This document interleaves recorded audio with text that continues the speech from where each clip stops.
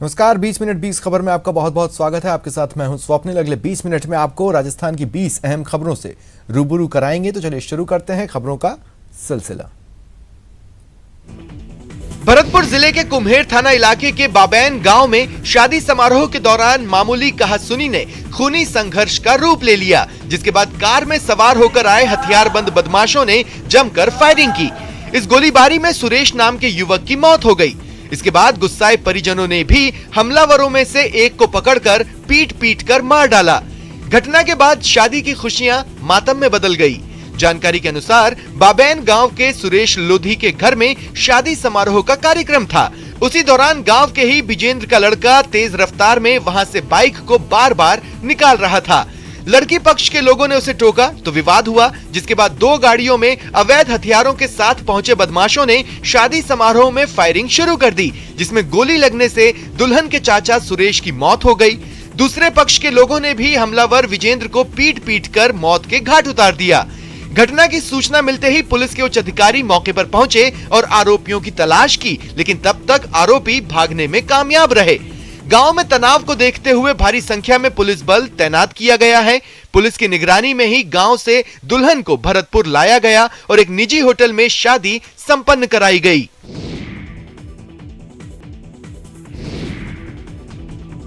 झुंझुनू जिले के उदयपुर बाटी कस्बे में स्थित कन्या पाठशाला के नजदीक गुरुवार रात हॉकी और लाठियां लेकर आए 2 दर्जन युवकों ने दहशत फैला दी। 20-30 युवक हॉकी स्टिक और लाठियां लेकर घर में घुस गए और तोड़फोड़ और मारपीट की। महिलाओं से अभद्र व्यवहार किया। तनाव की आशंका को देखते हुए मौके पर अतिरिक्त जाब्ता तैनात किया गया। जानकारी के अनुसार 2 लोगों के बीच पिछले कुछ दिनों से विवाद चल रहा है। गुरुवार रात विकास कुमार अपने पड़ोसी कमलेश डांडिया के घर के बाहर बैठा था। इस दौरान 3 युवक आए और विकास को बैठा देखकर वापस चले गए। कुछ देर बाद एक समुदाय के 2 दर्जन से ज्यादा युवक आए। सभी के हाथ में हॉकी स्टिक और लाठियां थी। उनको देखकर विकास राठी और कमलेश डांडिया छिप गए। उन्होंने विकास को घर में ढूंढा, नहीं मिलने पर तोड़फोड़ शुरू कर दी। आरोप है कि युवकों ने कूलर तोड़ दिया, गेट तोड़ दिया और महिलाओं के साथ बदसलूकी भी की। सूचना पर एसडीएम राम सिंह राजावत, थाना अधिकारी भंवरलाल कुमावत मौके पर पहुंचे। तब तक आरोपी वहां से भाग चुके थे, लेकिन पुलिस ने दबिश देकर 8 को हिरासत में लिया है और बाकी आरोपियों की तलाश जारी है। दूसरे पक्ष ने भी महिला के साथ ज्यादती का प्रयास की रिपोर्ट थाने में दी है, लेकिन अभी तक मामला दर्ज नहीं हुआ।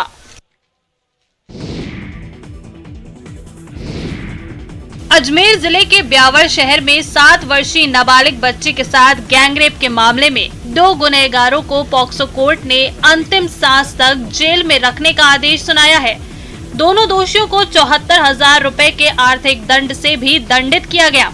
मामले में कुल 5 आरोपी थे। इनमें से साक्ष्य के अभाव में 3 आरोपियों को कोर्ट ने बरी कर दिया। मामला साल 2019 का है।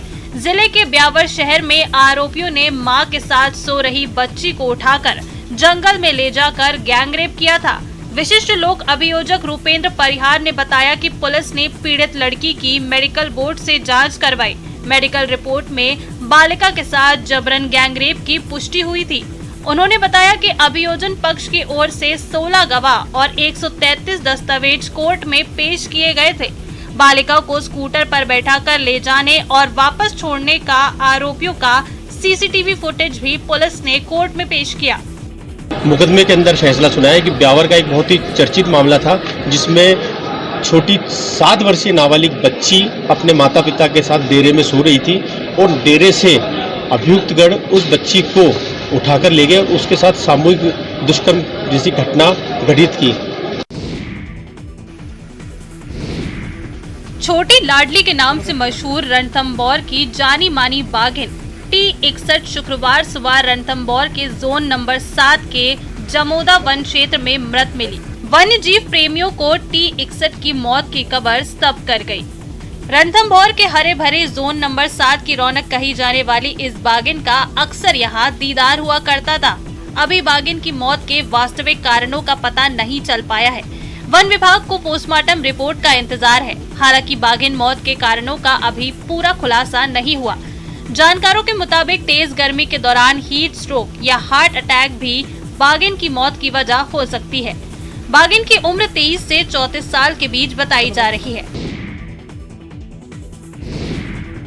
जिसे आप में से कई लोग शादी की आतिशबाजी समझ रहे हैं, वो बिजली विभाग की लापरवाही का ज्वलंत नमूना है। मामला टोंक का है। गुरुवार रात सोलंगपुरा में 11 केवी लाइन टूटने के बाद लोगों का आक्रोश देखने को मिला। गुस्साए लोग देर रात कलेक्टर के बंगले पर पहुंचे और प्रशासनिक अधिकारियों के सामने बिजली विभाग के खिलाफ नाराजगी जताते हुए मुआवजे की मांग की। मिली जानकारी के मुताबिक सोलंगपुरा में घर के ऊपर से गुजर रही बिजली की लाइन धमाके के साथ टूटकर एक मकान के पास गिर गई। इस दौरान करंट की चपेट में आने से बाड़े में बंधी 2 भैंसों की मौत हो गई, जबकि एक महिला बाल बची। हादसे के बाद भी आधा घंटे तक बिजली नहीं काटी गई। मामले में विद्युत विभाग पर लापरवाही का आरोप लगाते हुए बड़ी संख्या में लोग सोलंगपुरा से सिविल लाइंस में कलेक्ट्रेट आवास पर पहुंचे और मुआवजा दिलाने समेत दूसरी मांगों को लेकर प्रदर्शन करने लगे। कुछ लोगों ने मौके पर जाम लगाने की भी कोशिश की, लेकिन वहां मौजूद पुलिस अधिकारियों ने लोगों को रोड से हटा दिया। इस दौरान कुछ लोग भड़क उठे और पुलिस प्रशासन के खिलाफ नारेबाजी करने लगे।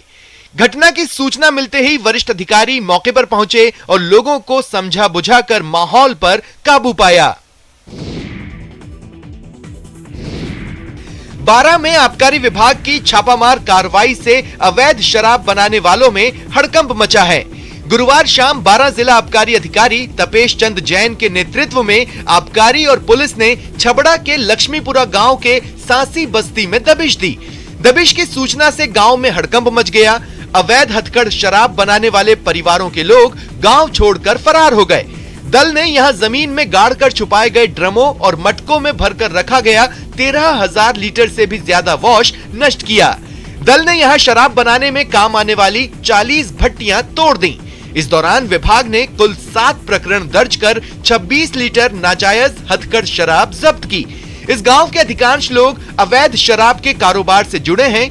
आपको बता दें कि प्रशासन पहले भी यहां दर्जनों बार छापामार कार्रवाई को अंजाम दे चुका है, लेकिन काफी समझाइश के बावजूद लोग यही काम करने लगते हैं।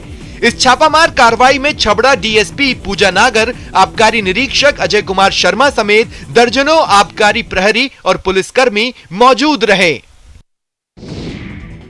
भीषण गर्मी के बीच बिजली की अंधाधुंध कटौती लोगों का पसीना छुड़ा रही है। तस्वीरें अजमेर शहर की है। यहाँ घोषित अघोषित बिजली कटौती से आमजन परेशान है। दिन के समय हो रही कटौती के बाद अब आधी रात को भी बिजली काटी जा रही है। गुरुवार रात करीब 11 बजे से वैशाली नगर, रातीडांग और चौधरी कॉलोनी समेत दूसरे क्षेत्रों में हुई कटौती के बाद क्षेत्रवासी टाटा पावर के ऑफिस पहुंच गए, लेकिन टाटा पावर के दफ्तर में कोई मौजूद नहीं था, जिससे क्षेत्रवासियों में खासा आक्रोश देखा गया। उन सब ने रात करीब 1 बजे टाटा पावर के बाहर प्रदर्शन करते हुए अपनी नाराजगी जताई। क्षेत्रवासियों ने आरोप लगाया कि टाटा पावर की लापरवाही से उनकी रातों की नींद खराब हो रही है, दिन में कामकाज प्रभावित हो रहा है। क्षेत्रवासियों ने कहा कि टाटा पावर के अधिकारियों से भी उन्होंने संपर्क करने की कोशिश की, लेकिन भरोसा करने वाला जवाब नहीं मिला। मैं पिछले 2 घंटे से टाटा पावर हाउस खड़ा हूँ। इनके अधिकारियों को मैंने कॉल किया तो कहते हैं 20 मिनट में लाइट आ जाएगी। 20 मिनट बाद वापस कॉल किया तो इनके अधिकारियों ने फ़ोन स्विच ऑफ कर दिए। कुछ अधिकारी इनके बोलते हैं कि हाथी भाटा जाइए। जब हमारा पावर हाउस वैशाली नगर लगता है तो हम हाथी भाटा क्यों जाएंगे? 1 2 3 4 5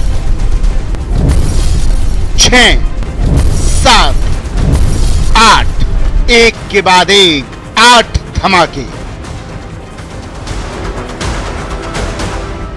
लेकिन सजा सुनाने के 2.5 साल बाद भी गुनहगारों को फांसी के फंदे पर नहीं चढ़ाया जा सका है।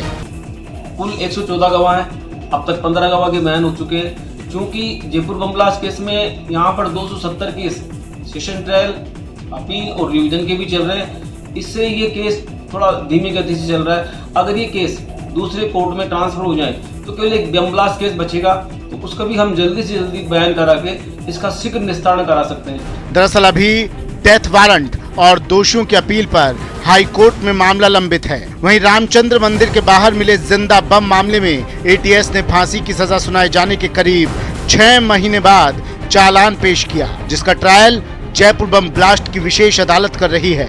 इस ट्रायल के चलते भी दोषियों को सजा नहीं हो पा रही है।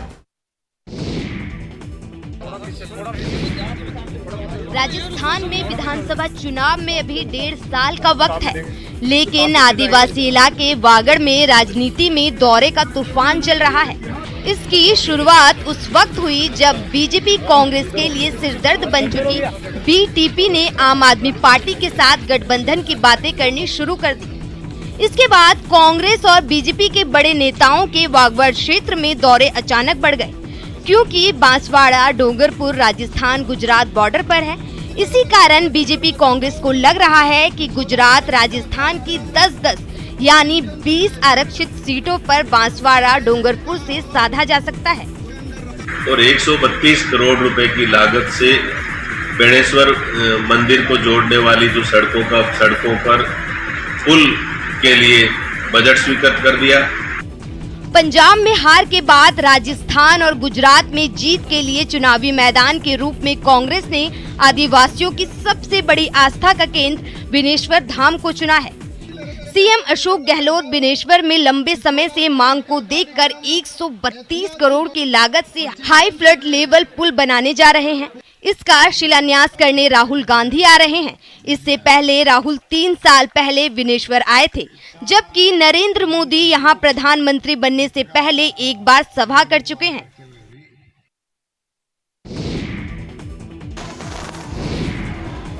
जहां छात्राओं को कामयाबी का कखरा सीखना था, पढ़ लिख कर आगे बढ़ना था, वहां उनसे फर्श पर पोछा लगवाया जा रहा है, घरेलू काम कराया जा रहा है। परेशान करने वाली ये तस्वीरें भरतपुर की हैं। जिला के डीग कस्बे की कस्तूरबा गांधी आवासीय विद्यालय में छात्राओं से काम कराने का मामला सामने आया है। आवासीय विद्यालय में छात्राओं से झाड़ू पोछा कराने का वीडियो सोशल मीडिया पर जमकर वायरल हो रहा है। वहीं छात्राओं का कहना है कि विद्यालय में तैनात प्रधान अध्यापिका उन्हें डांट फटकार कर काम कराती है, और तो और उन्हें समय पर खाना भी नहीं दिया जाता। छात्राओं ने अपना वीडियो बनाकर आवासीय विद्यालय के प्रधान अध्यापिका पर गंभीर आरोप लगाए हैं। पूरे मामले में जिला शिक्षा अधिकारी प्रेम सिंह कुंतल का कहना है कि मामले की जांच कराई जाएगी और दोषी पाए जाने पर संबंधित के खिलाफ कार्रवाई की जाएगी। वीडियो 2-3 दिन पुराना बताया जा रहा है। मारती है, हमको रोटी नहीं देती है, हमको डंडे से मारते हैं, तो दूध पीती है, बड़े गिलास हमको एक गिलास दूध देती है, पानी से बिल्कुल वो भी।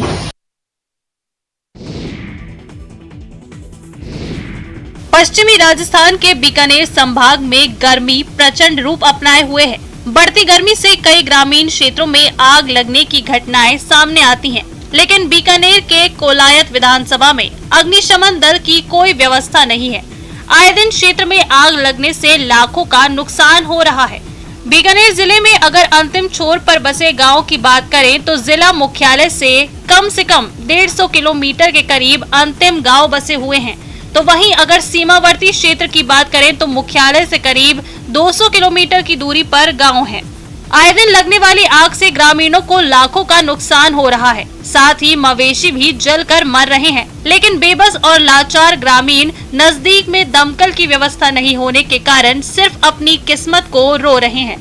बज्जू और कोलायत क्षेत्र से निकल रही इंदिरा गांधी नहर और आसपास के वन क्षेत्र का दायरा बड़ा होने के कारण गर्मी के दिनों में वन क्षेत्र के मध्य से निकल रही बिजली के तारों में शॉर्ट सर्किट या अन्य कारणों से आग लगने से सैकड़ों पेड़ स्वाह हो जाते हैं। गर्मी के दिनों में खेत ढाणी में आगजनी की घटनाएं होती रहती हैं। वतन के रखवालों की जाबाजी की, मुल्क की आन बान और शान को पुख्ता करते ये वो तस्वीरें हैं जिन पर पूरे देश को नाज है, हिंदुस्तानियों को गर्व है। तभी बागा बॉर्डर पर होने वाली बीटिंग रिट्रीट सेरेमनी देखने को लेकर हर हिंदुस्तानी ललायत रहता है। बागा बॉर्डर की तर्ज पर अब बीकानेर के सीमावर्ती क्षेत्र खाजूवाला में भी आमजन को बीटिंग स्ट्रीट सेरेमनी जल्द देखने को मिलेगी। बीएसएफ ने राजीव सर्कल के पास बीएसएफ ग्राउंड में बीटिंग रिट्रीट सेरेमनी को लेकर तैयारियां पूरी कर ली हैं और अगले महीने के अंतिम सप्ताह तक यहां पर एक भव्य कार्यक्रम आयोजित किया जाएगा, जिसमें बाघा बॉर्डर की तर्ज पर बीएसएफ के जवान अपने विभिन्न करतब दिखाएंगे। बीटिंग रिट्रीट सेरेमनी के आयोजन को लेकर बीएसएफ के जवानों की रिहर्सल शुरू हो गई है। बीकानेर डीआईजी पुष्पेंद्र सिंह राठौड़ इस रिहर्सल का निरीक्षण करने पहुंचे। ये एक तरह से एक रिहर्सल थी, क्योंकि हम देखना चाह रहे थे ये जो ग्राउंड बनाया है, परेड ग्राउंड बनाया है, इसके मुताबिक हमारी परेड सेट हो सकती है क्या। और रिहर्सल ये लोग कर रहे थे, कमांडेंट 114 वाहिनी और भी हमारे पास एक्सपर्ट आए, रामकरण एक ड्रिल इंस्ट्रक्टर हमने बुलाया था और भी राजस्थान फ्रंटियर से पूरा सहयोग मिला है इसके लिए। पूर्वी राजस्थान नहर परियोजना को राष्ट्रीय परियोजना घोषित करवाने की मांग जोर पकड़ती जा रही है। एक तरफ जहां कांग्रेस और मुख्यमंत्री अशोक गहलोत लगातार केंद्र सरकार से ईआरसीपी को राष्ट्रीय परियोजना घोषित करने की मांग कर रहे हैं, वहीं दूसरी तरफ पूर्वी राजस्थान के लोग अपने स्तर पर इस मुद्दे को लेकर अभियान चला रहे हैं।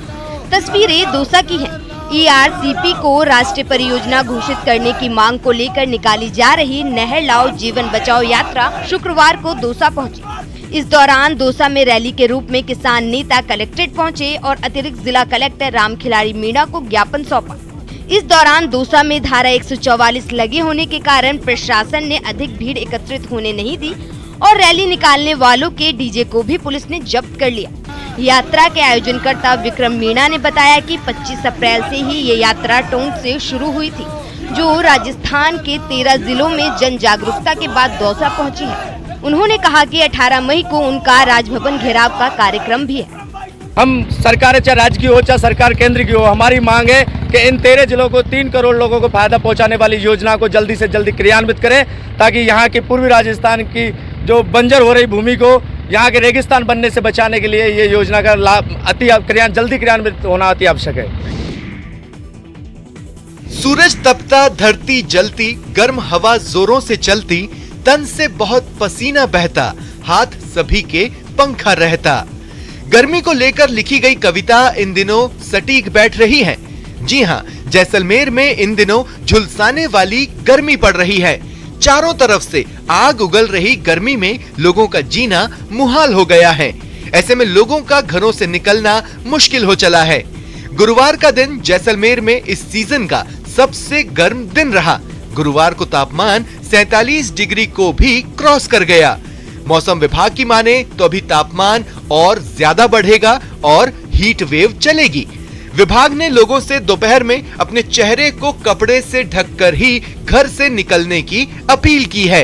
जैसलमेर जिले के अंदर पिछले कुछ दिनों से निरंतर तापमान में वृद्धि दर्ज की जा रही है, जिसके चलते जैसलमेर जिले के अंदर उष्णलहर और अति उष्णलहर के प्रकोप बना हुआ है। अगर जैसलमेर जिले के लिए आज के तापमान की बात करें तो जैसलमेर जिले के अंदर आज अधिकतम तापमान 47.2 और न्यूनतम तापमान 29.6 दर्ज किया गया है। राजस्थान सरकार की फ्लैगशिप योजना चिरंजीवी स्वास्थ्य बीमा योजना का लाभ आम के साथ अब खास को भी मिल रहा है। गरीब मजदूर को इस योजना के तहत गंभीर बीमारियों का मुफ्त उपचार मिल रहा है। वहीं उसके मालिक को भी इस योजना से जुड़ने के बाद फ्री जांच, उपचार और ऑपरेशन की सुविधा मिल रही है। तस्वीरें कोटा की है। यहाँ मुख्यमंत्री चिरंजीवी स्वास्थ्य बीमा योजना नैनवा निवासी 35 वर्षीय मजदूर गुमान सिंह बंजारा के लिए वरदान साबित हुई। कोटा के मेडिकल कॉलेज के नए अस्पताल में योजना के तहत 4.5 लाख रुपए के पैकेज में उसका किडनी ट्रांसप्लांट किया गया।